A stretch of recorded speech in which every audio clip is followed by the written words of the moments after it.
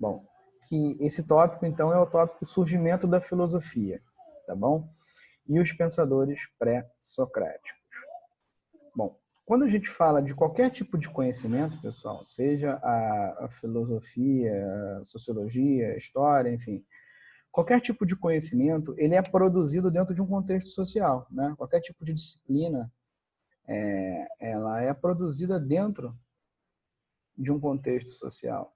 Então, não há como dizer que os gregos sacaram a filosofia do nada, né? Existe todo um conjunto que é muito importante que a gente estude para entender também por que a filosofia surgiu na Grécia Antiga, que era uma civilização muito nova, se comparado, por exemplo, à civilização egípcia, que era muito mais antiga, muito mais antiga, tá bom? Se as civilizações do Oriente Médio também eram muito mais antigas. Então, por que surgiu na Grécia e não surgiu em nenhum outro lugar do mundo antes ou depois? Bom, a gente primeiro tem que ver o contexto social, tá bom? Então, vamos ver o que é essa filosofia, qual é a importância da filosofia. Isso aqui é importante a gente dar uma sacada nisso, porque pode servir de base para temas de redação N, né? Já da importância do trabalho científico, enfim. Quando a gente fala de filosofia, pessoal, a gente está falando de um conhecimento que ele é sofisticado se comparado a outras formas de conhecimento, tá bom? Existem outras formas de conhecimento, né? A religião é uma forma de conhecimento, né? A religião ela tem o mesmo objetivo que a filosofia, que é explicar o mundo. Só que a religião ela apela para explicações sobrenaturais, ou seja, explicações que estão para além desta natureza, né? Então, dizendo que um Deus, dois ou os deuses criaram um universo e comandam o universo de acordo com as suas ações. Tá bom? A filosofia não acredita nisso, ela nasce rompendo com isso. Tá bom? A filosofia ela é baseada num questionamento da realidade, do mundo. Só que é um questionamento racional, lógico, que não admite contradição, que exige argumentação para que haja um convencimento de quem você com quem você está falando, né? Então, quando eu falo filosoficamente, eu preciso apresentar os meus argumentos, né? Por isso que filosofia não é opinião e opinião não é conhecimento. Na minha opinião, a economia internacional não está dizendo nada. A economia internacional ela pode ser avaliada de acordo com as ciências econômicas. Mas não é opinião. Não é o João que quer isso, ou a Maria. As coisas são, e o João e a Maria precisam investigar aquilo racionalmente. Então, nesse sentido, pessoal, as ciências, elas são, sim, filhas da filosofia. Elas são um passo adiante. Mas a ciência herda da filosofia o questionamento racional. Ela herda da filosofia a investigação, o espírito investigativo, a argumentação, a necessidade de comprovação. Ciência não é opinião também. Então, quando eu falo, por exemplo, das ciências como biologia, quando eu estou dando aula de zoologia, não é opinião minha enquanto professor, aquilo dali é provado. Quem estudar vai chegar na mesma conclusão. Então, a gente vai ver que isso é importante porque a filosofia, ela deu origem, né, a todas as ciências, e ela vai dar origem também a um ramo de investigação muito importante, que é a ética. E a ética vai dar origem, né, vai estar lá na origem de todas as ciências sociais, que é a busca do conhecimento do comportamento humano e do próprio desenvolvimento humano, tá bom? Por isso que a filosofia ela é uma forma elevada de conhecimento se comparado aos outros. Porque ela busca essa excelência. E ela busca o conhecimento por ele mesmo. Não é um conhecimento utilitário. Eu vou ser filósofo, eu quero enriquecer. Não, ninguém enriquece sendo filósofo, com poucas exceções. Mas é a busca pelo conhecimento, que é muito mais importante. Tá bom? Então, essas são questões importantes para a gente estudar a própria filosofia. Tá bom? Bom, quais são as condições sociais e históricas do surgimento da filosofia? Primeiro, a filosofia ela nasce num espaço urbano, não rural. Por quê? A vida rural ela é relativamente simples se comparada à vida urbana. Então, a vida rural ela obedece ao ritmo da natureza. Então, você planta quando tem que plantar, colhe quando tem que colher, né? Em geral, você amanhece junto com o sol, dorme junto com o sol, e todo ano é aquela repetição, porque a vida da natureza, os ciclos da natureza, eles são repetitivos, né? Tirando uma invenção ali, outra invenção aqui, não se muda muito. Então, o ritmo da natureza ele é um ritmo lento, pouco estimulante, né, para a criatividade, pouco complexo, o oposto da vida urbana. A vida urbana ela obedece a organizações mais sofisticadas. A gente que vive em cidade, por menor que seja, é uma vida mais complexa. Você tem horários, tem que pegar um ônibus, tem que saber, tem que pagar imposto, tem que não sei onde. Então, tudo isso exige da gente um comportamento, um conhecimento mais sofisticado, né? A vida na polis significa cidade, ela é mais sofisticada. Então, nesse sentido, ela dá a possibilidade dos homens serem mais, dos seres humanos serem mais inventivos. Tá bom? Essa é a característica 1. Outra característica importante, por que os gregos fizeram isso, né? Os gregos eram povos eminentemente urbanos. Os gregos, eles se expandiram com as suas viagens marítimas pelo Mediterrâneo. Eles colonizaram o Mediterrâneo é aquele mar ali que divide a Europa, a Ásia e a África. Eles colonizaram várias cidades. Então, do que hoje é a Espanha até ao que hoje é o Egito, é o Líbano, é a Turquia, sabe? A Rússia. Então, esses caras se expandiram por vários lugares e entraram em contato com outras civilizações menos avançadas, mas também entraram em contato com civilizações avançadíssimas. Então, os egípcios já tinham uma civilização extremamente sofisticada. O pessoal do Oriente Médio, com as suas civilizações extremamente sofisticadas, que já desenvolviam astronomia, matemática, arquitetura, no caso dos egípcios, a medicina, né, por conta da mumificação, conhecimentos pré-filosóficos, digamos assim, que são muito sofisticados. E os gregos não sabiam disso. E os gregos são grandes copiadores, né, são grandes assimiladores culturais. Eles olham para essas contribuições e pegam para eles, tá bom? A invenção do calendário, da moeda e da escrita são importantes por quê? Porque dá isso para todos os grupos, não só para os gregos. Isso, do ponto de vista sociológico, isso garante a capacidade de abstração, isso amplia a nossa capacidade de abstração. Quando eu invento um calendário, o calendário é uma coisa arbitrária, ele é inventado, né? Existem vários modelos de calendário. Mas eu tenho que inventar com critério. Pode ser um calendário lunar, um calendário solar, enfim, seja qual for. E isso me dá a abstração da passagem do tempo, presente, passado, futuro. Pode parecer pouco sofisticado para a gente, mas para aquela época era sofisticadíssimo. O uso da moeda é altamente sofisticado, né? A moeda é só um objeto, seja ele qual for, que nós, seres humanos, combinamos que tem valor, né? Esse pedaço de papel aí, esses R$100 que você tem no teu bolso, é um pedaço de papel. Você pode ir na padaria comprar alguma coisa. E o cara vai aceitar. E é só um pedaço de papel. Mas é um pedaço de papel que nós, enquanto sociedade, a gente combinou que aquilo vale alguma coisa. Então, olha só, a nossa capacidade de ver valor,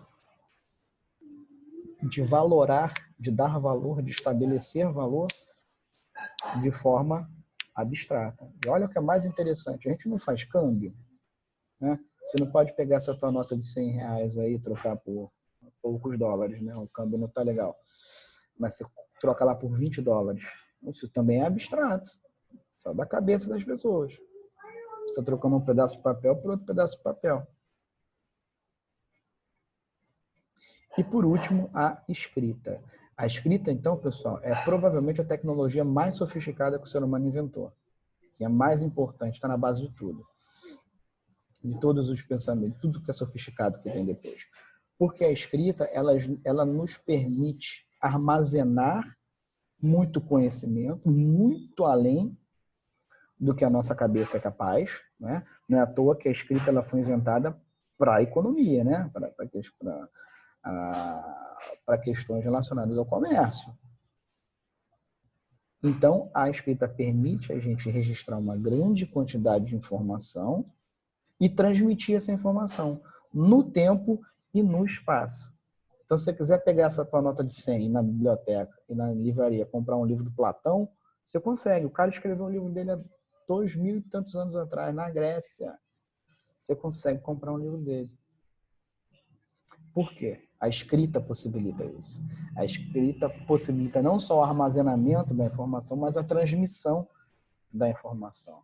Então, tudo isso vai ser importante porque a filosofia não foi transmitida por meio da escrita.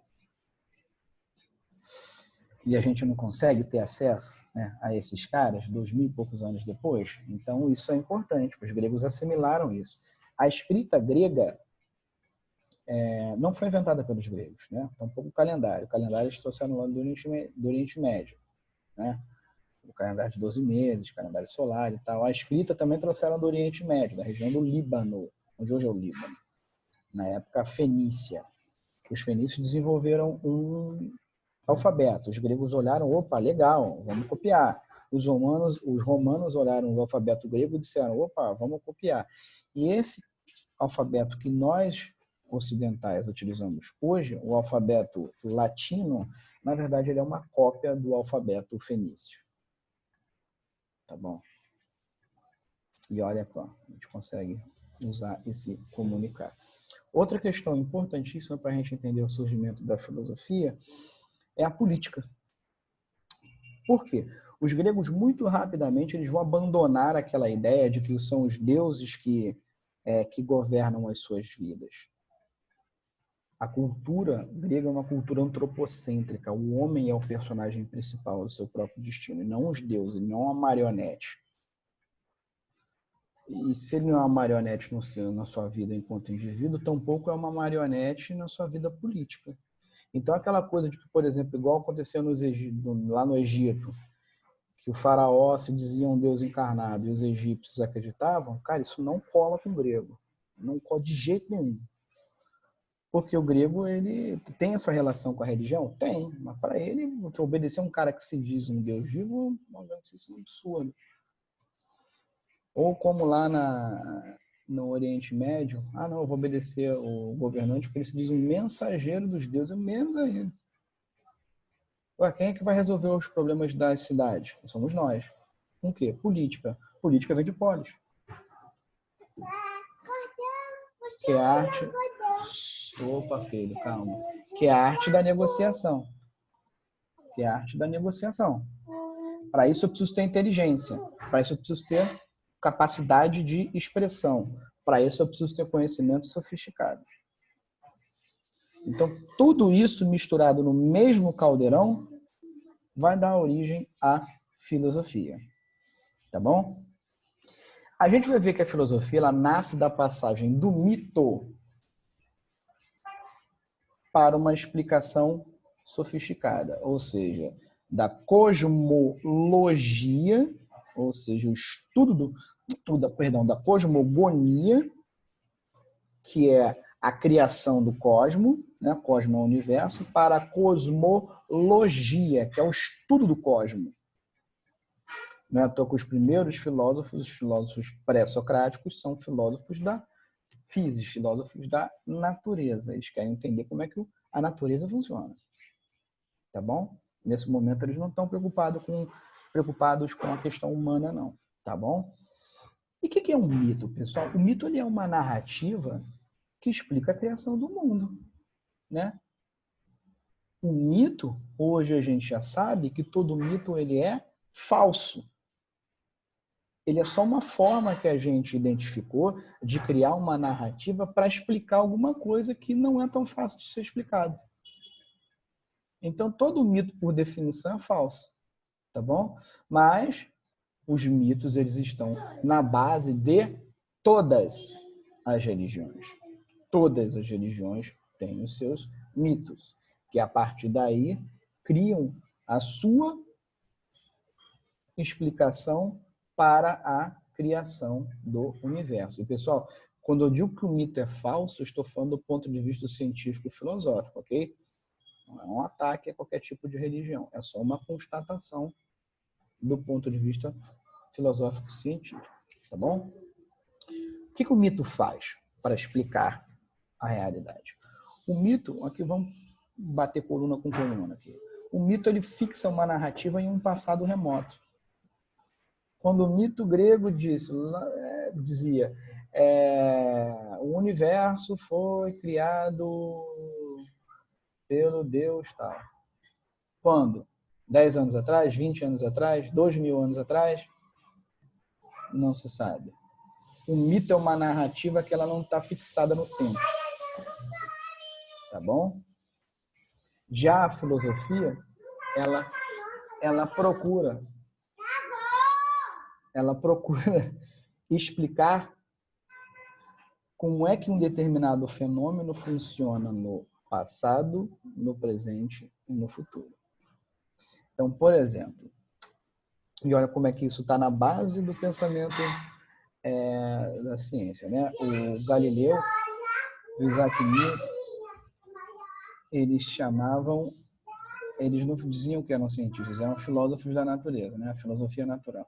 A filosofia natural do Newton, né? Quando o Newton desenvolve, por exemplo, a lei da gravitação universal, ele explica um fenômeno, ou seja, o funcionamento da gravidade, e a explicação serve para o passado, para o presente e serve para o futuro. Essa lei está aí até hoje, ninguém derrubou. Por quê? Porque é uma verdadeira. Que ela explica a relação da gravidade, dos corpos e da gravidade. Ponto. Acabou. Explicou. Não é um mito. Ele não recorreu a nenhuma entidade sobrenatural para explicar como é que funciona a gravidade. Ele explicou por A mais B, provou, está aí até hoje, né? Aí ninguém ainda disse que é o contrário. Tá bom? Segunda coluna. O mito narra as origens por meio de genealogias e rivalidades ou alianças entre os deuses e as forças divinas. Né? Então, os deuses em guerra, né? Zeus, né, da mitologia grega, teria matado o próprio pai, enfim. E aí depois ele tem uma relação complicada com os filhos, com mãe, com tia, com avó. E dependendo do que eles fazem, as coisas funcionam de um jeito ou de outro. Então, isso também não tem lógica. Então, reparem que a filosofia ela é lógica, ela não admite a contradição. Ela não admite explicação. O sol está a pino porque o Deus tal está passando com a sua carruagem lá. E no dia que Deus tal não quiser passar, ela não vai ter sol? Segundo a explicação mitológica, sim.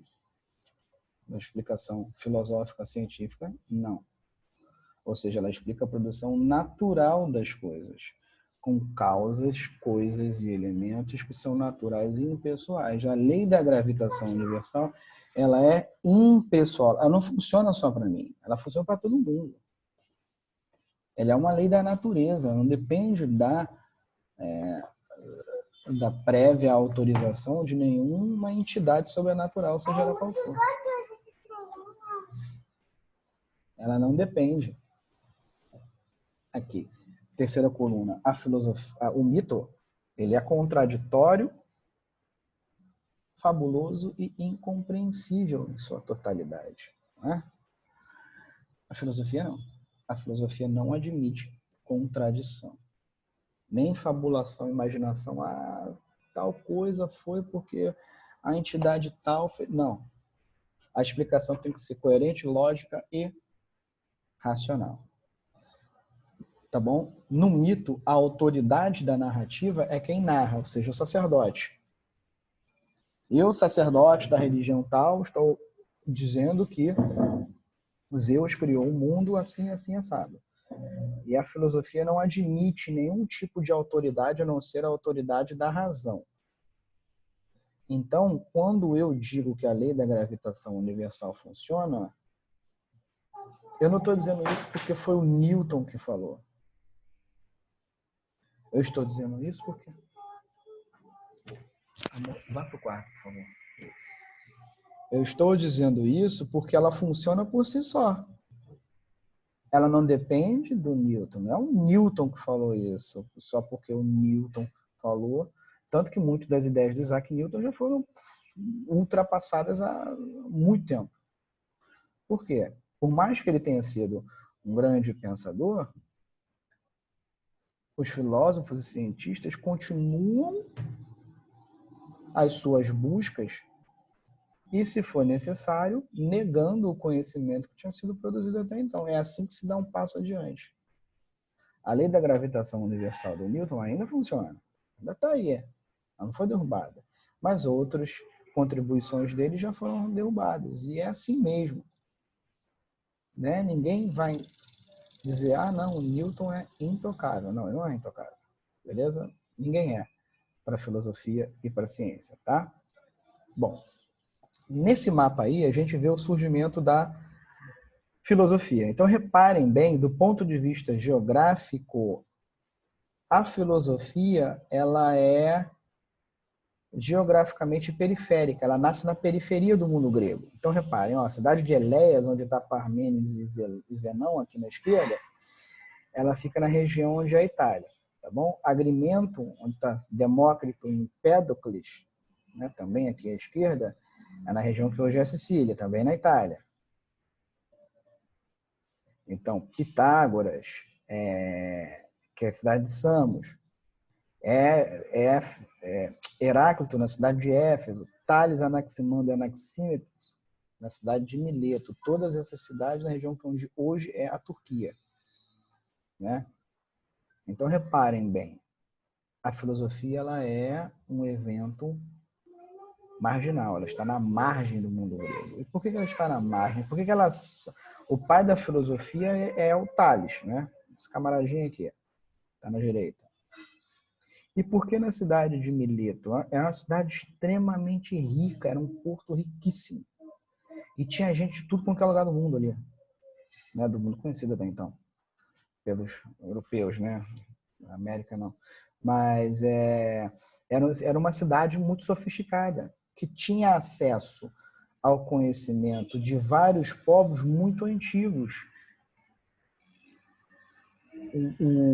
O Tales, ele é um matemático, ele era, né, um matemático e um astrônomo. Nem a matemática, tampouco a astronomia foi inventada pelos gregos. O que o Tales faz de diferente, se comparado aos outros pensadores anteriores a ele, é tentar explicar a natureza sem recorrer a explicações sobrenaturais. Ele vai dizer que dentro da própria natureza há uma lógica. Não é sobrenatural, é natural. Tá bom? É uma força que atravessa toda a natureza. Tá bom? Então, vamos lá. Como é que surge essa filosofia? A gente encaminhar aqui para o final. Ela surge na virada do século VI para o século VII para o século VI, em 600 e pouco, de 600 e pouco para 500 e pouco antes de Cristo, tá bom? Os filósofos são chamados pré-socráticos em referência a Sócrates. Por quê? Esses filósofos, eles são chamados de pré-socráticos, eles estudam a physis, a natureza, o que hoje nós chamamos de natureza. Tá bom? E como é? Por que estão nisso? Essas explicações vão ser dadas posteriormente, né, pelos filósofos posteriores. O Aristóteles vai ser um dos caras que provavelmente ele foi o primeiro historiador da filosofia. E ele vai falar sobre o tauma. Tauma significa espanto. Um espanto no sentido de você ter aquele estalo, né? A gente brinca que é aquela brisa filosófica. De você olhar para a natureza e se perguntar: meu Deus, como é que esse troço funciona? Poxa, por que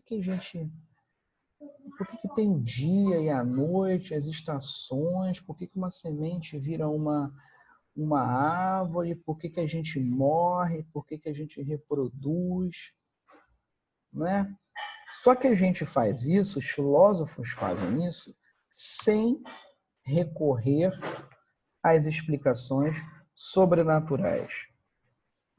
Não são os deuses que fazem uma semente virar uma árvore. Os filósofos, né, esse espanto, ele vai se perguntar: qual é a lógica? Lembra da filosofia? Tem que ter um porquê, uma explicação, tem que ser uma causa impessoal. Não são os deuses A, B, C ou D. É a própria natureza que funciona de um jeito. A gente precisa entender como é que funciona essa natureza. Precisa compreender como é que ela funciona. Que a gente consegue compreender como é que funcionou no passado, como funciona no presente, como funcionará no futuro. Essa passagem do mito para a filosofia é o que a gente tinha falado, da cosmogonia, né? O mito explica a criação, a cosmologia estuda. Já não é mais problema da cosmologia, né? Da filosofia, não é problema dela explicar a criação do universo, né? Nesse momento. Mas sim como esse universo funciona. Então, repare, ela nasce com uma função diferente. Não é que ela quer acabar com a religião. Ela tem uma função diferente da religião. A religião explica como é que o universo funciona baseado lá nas suas crenças. A filosofia não. Tá bom? Então, isso se dá mediante uma visão antropocêntrica do mundo que a gente já tinha falado, que o homem, a figura humana, é a figura mais importante dentro desse posicionamento, desse pensamento grego, tá bom? E outra coisa, para os gregos, a explicação ela incorpora o que os gregos chamam de logos. Logos, pessoal, significa ao mesmo tempo razão, capacidade de pensar, de raciocinar, e a linguagem. Ou seja, eu penso e falo, transmito por meio da minha linguagem a explicação do mundo, tá bom? É isso que eu faço, tá bom? Vai lá pra mamãe, ela vai te colocar isso. Pede pra mamãe. Desculpa, gente. E essa passagem que vai fazer com que o grego desenvolva a possibilidade de explicação, tá bom?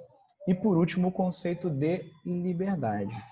Os gregos, eles definiam a liberdade como algo imprescindível da vida, como algo importante para se pensar. As coisas são livres, os seres humanos são livres, mas a natureza também é livre dos caprichos dos deuses. Então não é o deus A, o deus B que faz o sol se mover. Tem alguma coisa na natureza que eu preciso entender o que é, tá bom? Com isso, a gente conclui a nossa aula por aqui, tá bom?